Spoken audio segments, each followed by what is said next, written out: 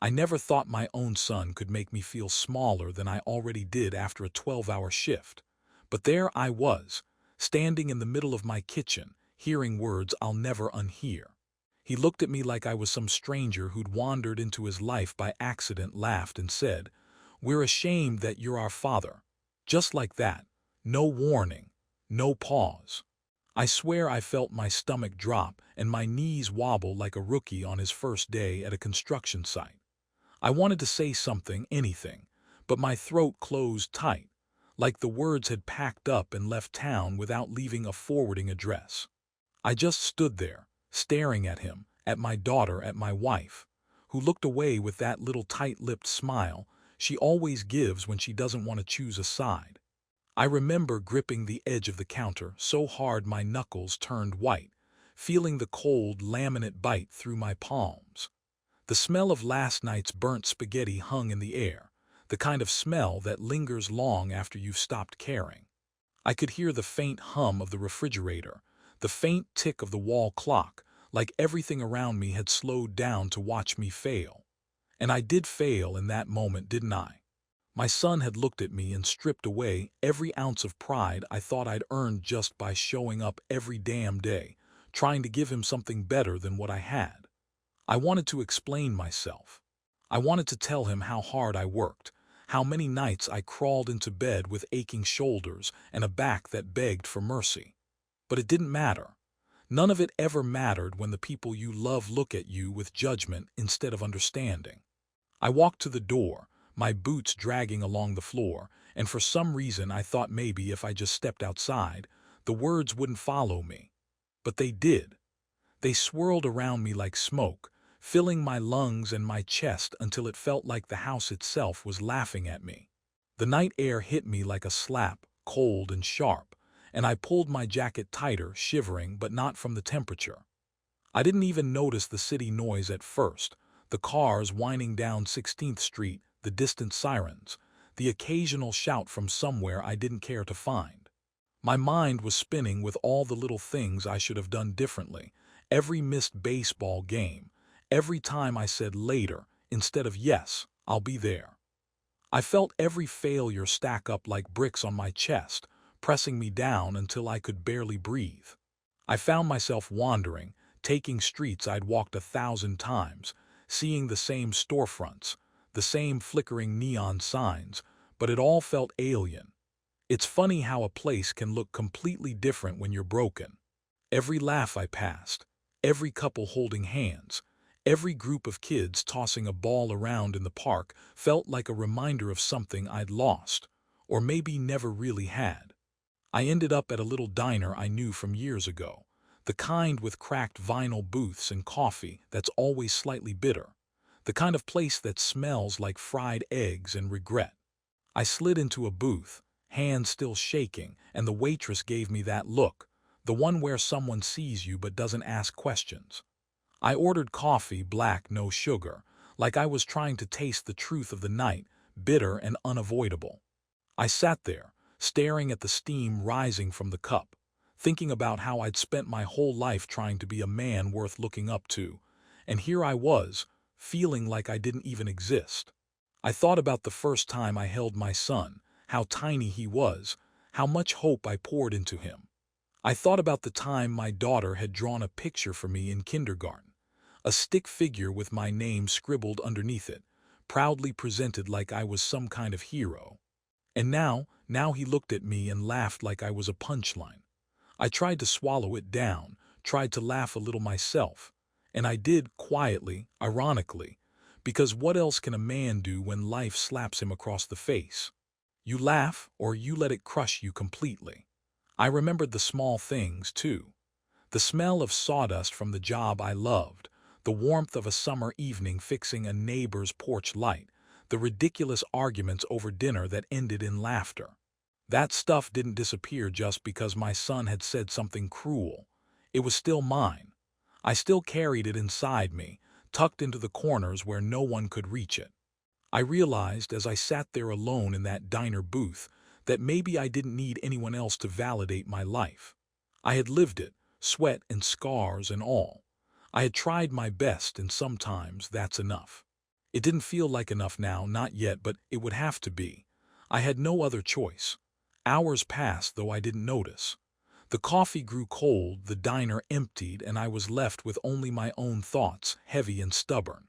I stared out the window at the flickering streetlights and the occasional pedestrian trudging home, wondering how it was possible to feel so small and yet still breathing, still able to hope that maybe tomorrow would be different. I thought about what I could do, where I could go, how I could even look my family in the eyes again without crumbling into the floorboards.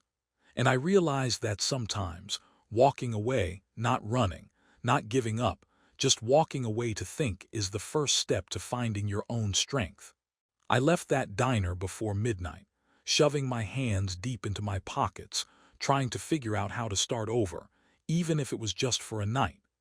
I wandered the empty streets of Denver, thinking about all the things I hadn't said and all the ways I could show my son who I really was without words. Maybe tomorrow I'd try again. Maybe tomorrow I'd find some way to make them see the man behind the mistakes, the man who loved them fiercely, even when they didn't love him back in the way he hoped. By the time I got home, I felt nothing but exhaustion and a strange kind of clarity. I knew the road ahead was going to be long, maybe longer than I wanted, but I also knew that no matter what happened, I couldn't let someone else's laughter define my life. Not now, not ever. And so I sat on the edge of the bed, boots off, jacket on the chair, hands resting on my knees, just breathing, letting the weight of the night settle, and thinking that maybe, just maybe, a man could survive this and even come out stronger.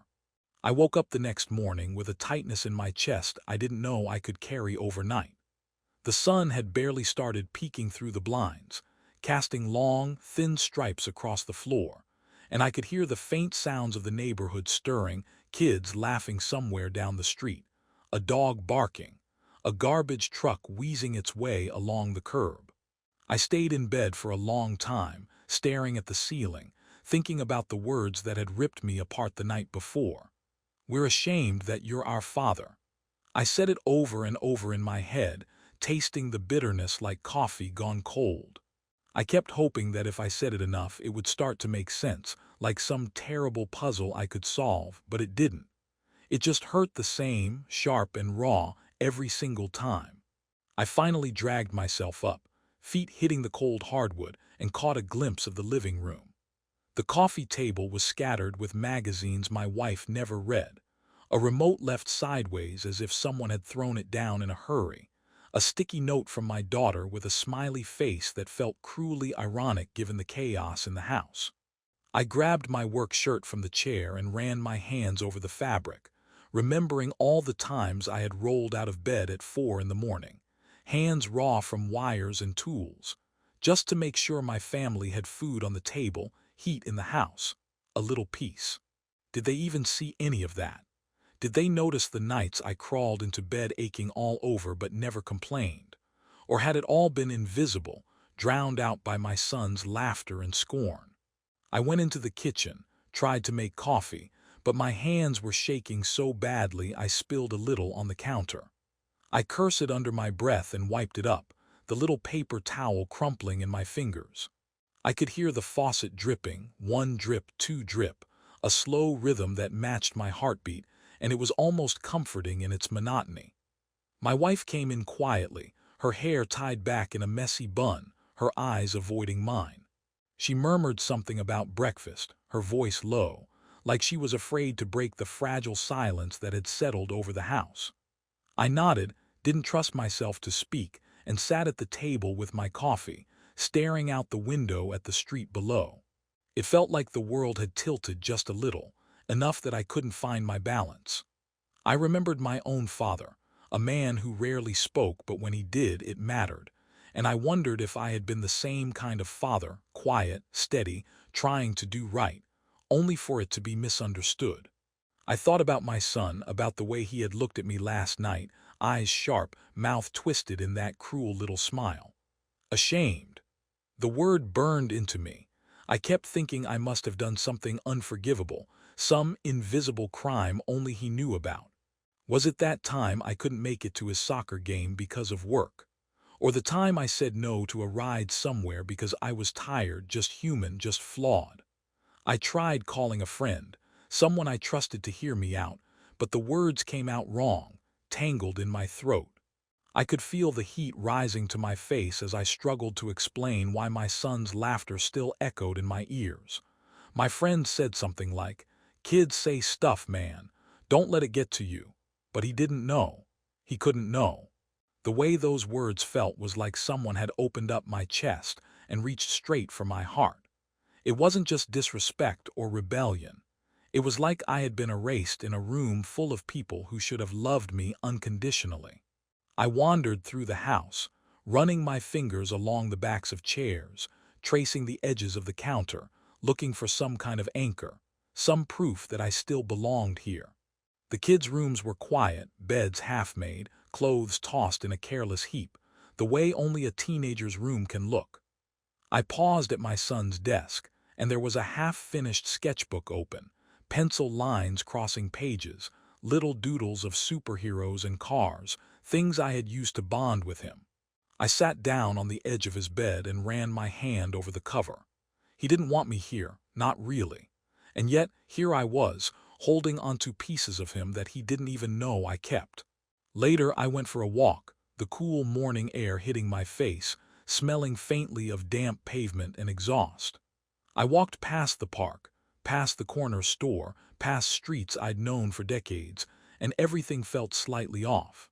I noticed the way people glanced at me, not recognizing the hollow I carried, not knowing how fragile a man can feel on the inside.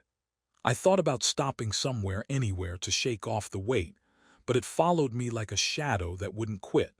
I thought about how to fix it, how to tell my son that I wasn't the man he thought I was, that I had tried, that I had always tried, and the words refused to form. By the time I got back home, the house was quiet again, the afternoon sun streaming through blinds, dust motes dancing in the light. I made another cup of coffee, this one more for ritual than taste, and sat at the kitchen table. My wife joined me briefly, standing beside the counter, and she let out a little sigh, almost inaudible. I wanted to reach out, to ask her how we had let things get so far, but all I could do was nod and take a sip of coffee, the warmth spreading through my hands, grounding me in the moment. I spent the rest of the day moving slowly, touching objects as if they might remember me for me, not for what my son said. I mended a torn sleeve on my work shirt, checked the mail, washed a dish or two, small tasks that felt monumental because I was just trying to hold on to myself. I thought about what the next day might bring, what the next word, the next glance, the next tiny act might teach me. And through it all, there was this stubborn ember in my chest, a kind of defiance I didn't know I still had. Maybe, just maybe, I could find a way back into their lives without losing myself completely. I didn't know how yet, but I wasn't ready to give up. Not today, not ever. The next few days were a blur, a mix of numbness and half-formed thoughts I couldn't quite catch. I went to work, of course, had to keep the lights on, the bills paid, the life moving forward, even when I felt like I was standing still.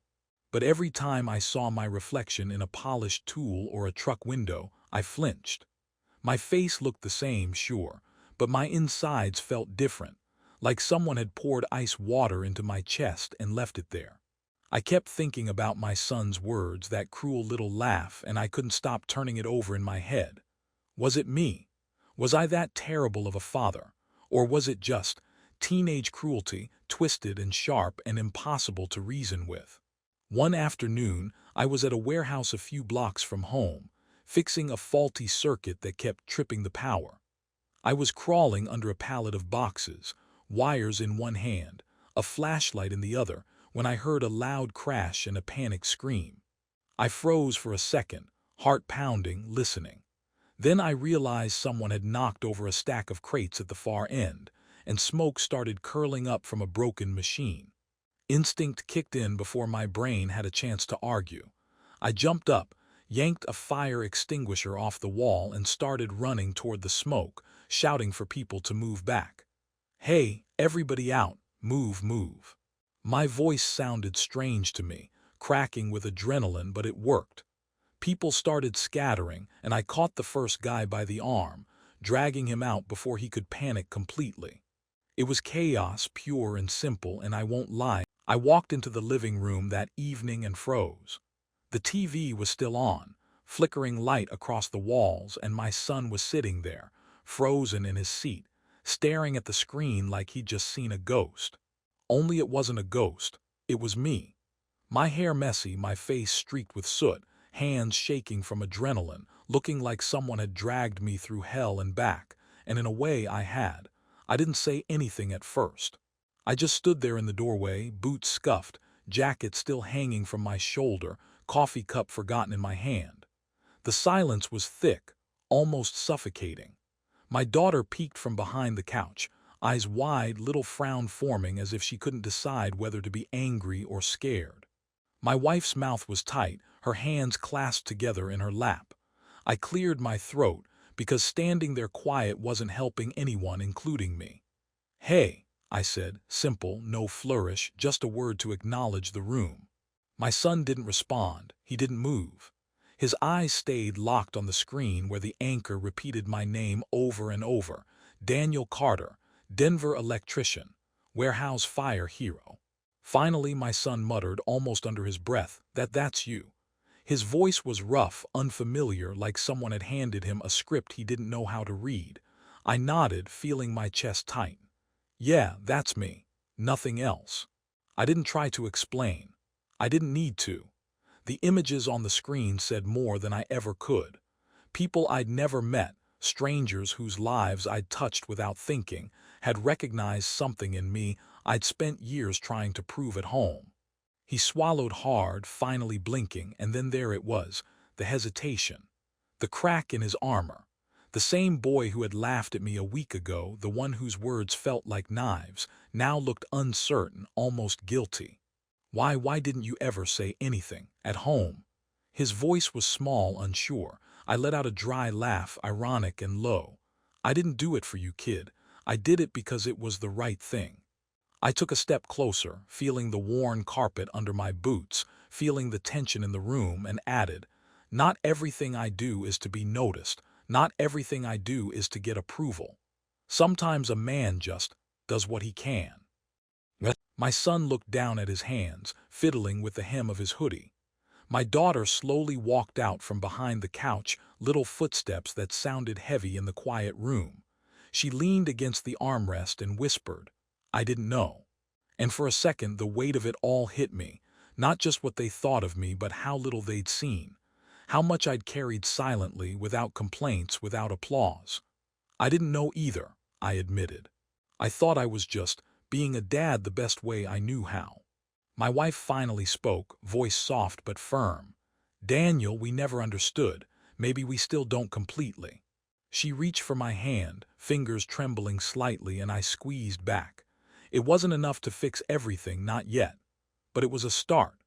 The room felt smaller, warmer somehow, like the walls had shifted a little to make space for honesty.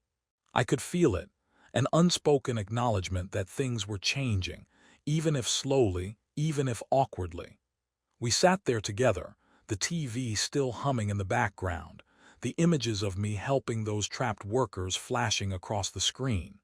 I watched my son finally look at me, really look at me, and I saw something in his eyes I hadn't seen before. Respect. Tentative, fragile, and a little scared, but respect nonetheless. "I didn't mean it," he said quietly, the words fumbling out. "About you know," he didn't finish, didn't have to, I nodded. "I know," I said, voice low. "And that's okay, you'll get there." There was a pause, heavy with years of misunderstandings and unspoken resentments. Then my son asked, almost hesitantly, "Were you scared?" I leaned back in the chair, rubbing my face with my hands. "Terrified," I admitted. "Every second. I didn't know if I was gonna make it out alive or if I'd screw it all up. But you know what? I did what I had to do, and I'd do it again, even if nobody noticed, even if nobody believed in me." My daughter giggled softly, a little ironic, like the kind of laugh that lets the tension breathe. "You looked like a superhero," she said. My wife smiled, small, almost shyly, and shook her head. A burnt, sweaty superhero, I muttered, and we all laughed a little, the first real laughter in days. It wasn't perfect. It wasn't the happy ending from a movie, but it was honest. I realized then, sitting there in the dim living room light, that the moment on the news wasn't just about me. It was about seeing the truth of who I was, stripped of misjudgment, stripped of scorn.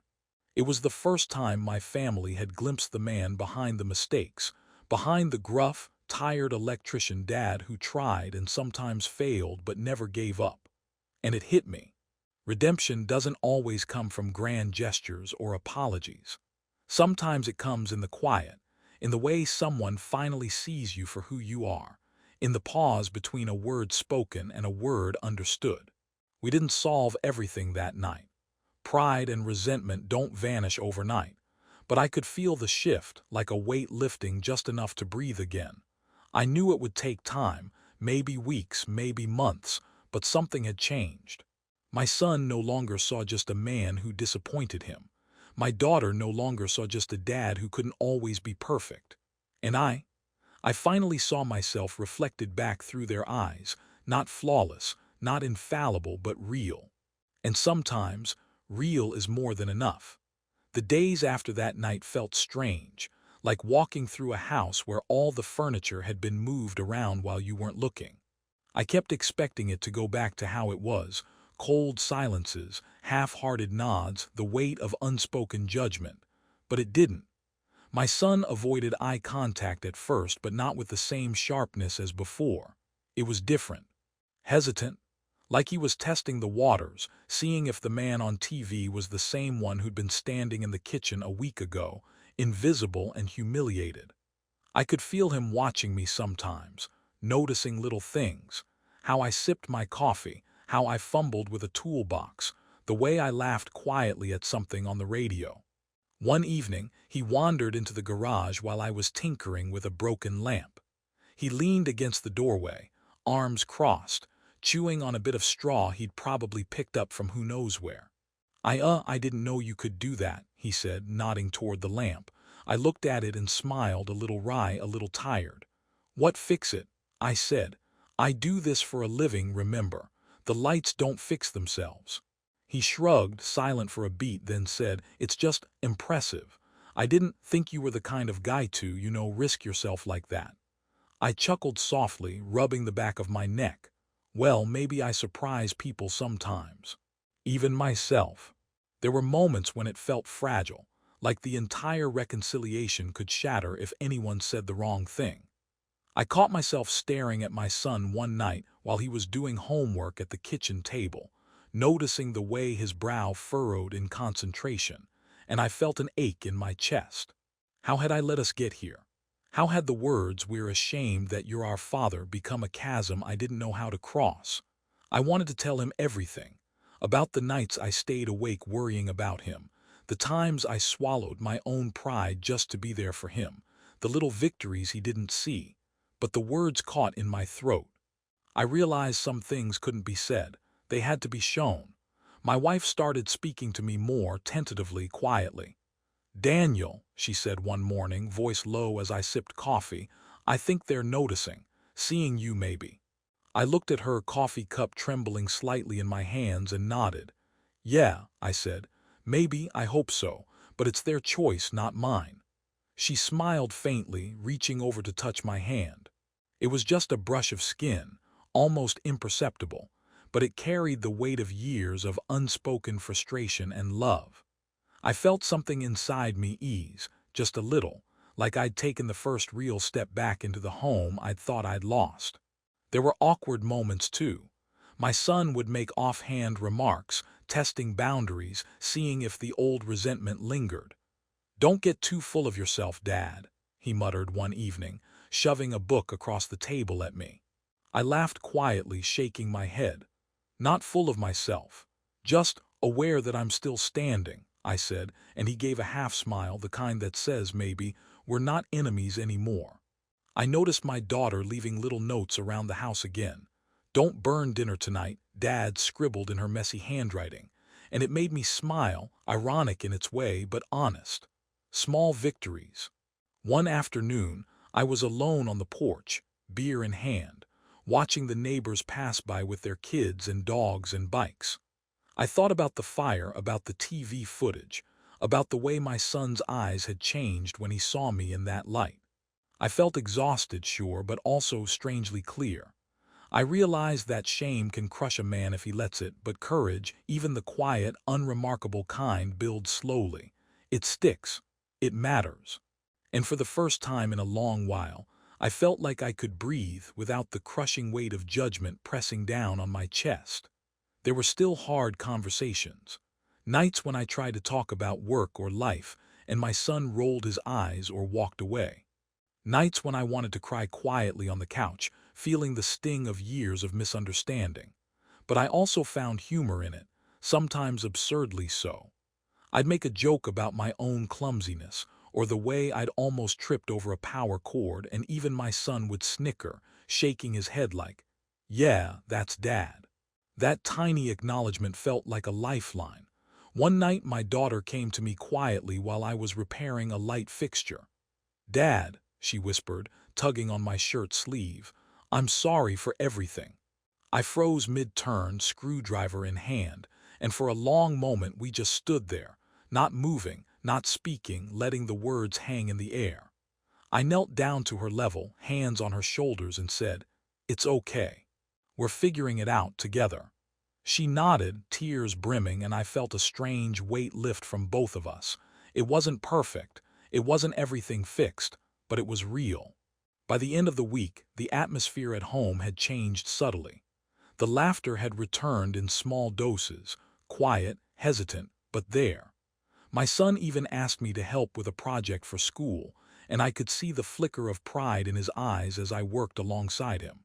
My wife started leaving little notes of encouragement on my workbench, reminders that even in ordinary days, someone sees the effort. And me, I was learning to hold on, to balance the vulnerability and strength, the shame and pride, the heartbreak and hope. I realized then that this was what life was. Not a single heroic act, not one moment of recognition, but a series of choices, moments, and gestures that built slowly into something that could be called understanding, respect, maybe even love again. It was messy, awkward, and entirely human. And sitting there, watching my family inch back toward me, I couldn't help but feel, maybe, just maybe, I'd get the chance to be the father I'd always tried to be, without needing anyone else's permission to exist. I spent a long afternoon sitting on the porch, just staring at the neighborhood, watching the sun dip behind the rooftops and streetlights flicker on one by one. The house was quiet inside, the kids off with friends or doing homework, my wife probably folding laundry somewhere. And for the first time in a long while, I felt like I could breathe without the tight knot of shame pressing in my chest. I thought about the fire, the news, the way my son had looked at me afterward, and I realized I hadn't just survived those days. I'd learned something, something that didn't hurt so much to carry. I dug through the old box in the corner of the garage, the one I'd meant to clean out for years, and found a photo tucked inside. It was my son, maybe 6 years old, grinning ear to ear, dirt on his knees, holding up a crooked little model airplane we'd built together. I laughed softly, almost embarrassed at how much that small memory could warm me, but it did. It reminded me of everything I'd always tried to give them, the time, the effort, the quiet care, and how even when it went unnoticed, it wasn't wasted. I'd learned that sometimes love isn't about being acknowledged, but about showing up anyway, even when it hurts. I thought about my son, about the laughter that had turned to judgment, and I realized he hadn't really meant it, not the way it had cut me. He was a kid caught up in his own pride, in the world he was just beginning to navigate, and I had been the easiest target. That didn't make it sting any less, but it helped me see it differently, like looking at a wound and finally understanding how it got there. And maybe that's the lesson I needed most. To forgive, not just them, but myself, for letting their words weigh so heavily, for thinking that their opinion defined my worth. I found my daughter's little note tucked inside the box too. "Don't let Dad scare himself again," it said in her crooked handwriting, a little smudge of pencil on the edge. I chuckled, shaking my head. Only she could write something like that and make me smile and ache at the same time. I stuck the photo and the note on the workbench, a reminder that life is messy, that the people we love don't always see what we do, but that doesn't make our love for them any less real. I thought about the quiet moments with my wife, her hand brushing mine in passing, her eyes soft when she looked at me in the morning. I realized that even when words fail, even when pride and hurt get in the way, there are gestures, small and almost invisible, that speak louder than any argument or apology. And I began to see that maybe forgiveness is just noticing those things, letting them in, and choosing to carry the good forward instead of letting the pain define you. That evening, my son came into the garage again, this time holding one of my old toolboxes. "Hey," he said quietly, "mind if I watch?" I nodded, not because I wanted to prove anything, but because I wanted him to see me, not the hero on TV, not the man he'd laughed at, just me, a guy who made mistakes but kept going. He leaned against the doorway, still hesitant, and I caught him smiling faintly as I worked. I realized that was progress, slow, awkward, but real. I could see the cracks in his armor beginning to fill with understanding, and it warmed me in a way I didn't expect. I thought about the irony of it all, sitting there with wires and screwdrivers scattered around, covered in dust and sweat, and feeling a kind of peace. I'd spent years believing that my worth came from recognition, from being seen and appreciated, and now I saw that it had always been inside me. I had been standing on it the whole time, even when no one else could see. Funny how life teaches you the most important lessons in the middle of mess and smoke, in the quiet aftermath of chaos, in the moments you almost gave up. I remembered the fire again, the screams, the panic, and the rush of adrenaline. And yet, in the stillness of my garage, I realized that real courage isn't about running into flames. It's about living through the quiet, carrying on when your heart feels heavy, showing up day after day, even when no one notices. That was what mattered. That was what changed things slowly, in ways bigger than a headline or a single moment of recognition. I poured another cup of coffee, black as ever, and let the aroma fill the garage. I leaned against the workbench and watched my son, still hesitant but curious, fiddling with a loose wire. "Careful," I said, and he grinned. I realized the sound of his laughter, real and small, was almost like music to me now. Not because I needed to be seen, but because it reminded me that we were rebuilding, step by step, word by word, smile by smile. Night fell, and I stayed there a while longer, watching the shadows stretch across the floor. I thought about the people I'd saved, the strangers who had clapped and thanked me, and how strange it was to realize that life's meaning isn't always in the big gestures, but in the quiet, ongoing choices we make for the people we love and the people we'll never meet. I thought about the lessons, about pride, about shame, about forgiveness, and I felt a weight lift from my chest, light and fragile but real.